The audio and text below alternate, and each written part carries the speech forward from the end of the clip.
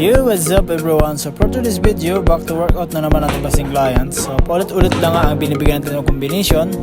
At wag po kayo magsawa manood.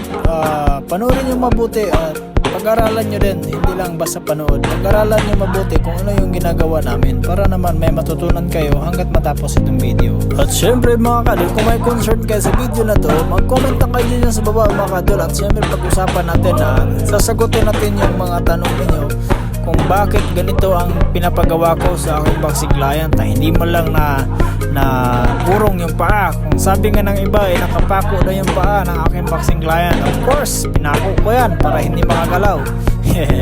So yun mga idol, kaya ganyan lang pinapagawa ko man sa kanya. Gusto ko kasi ma-perfect yung tamang suntok mga idol, especially na yung pag suntok na tumama yung knuckles kumbaga, saka yung perfect ng twist sa shoulder. So marami po kasi mga iba-ibang estilo mga kadol. Huwag mo na tayo huwag mo na damihan masyado. Focus lang tayo dito. Kaya kung may tanong kayo mga kadol, huwag kayong magdalawang isip, i-comment yan lang sa baba at pag-usapan natin. So yun mga kadol, maraming salamat sa inyong walang sawang suporta hanggang sa muli. Thank you for watching. Bye bye.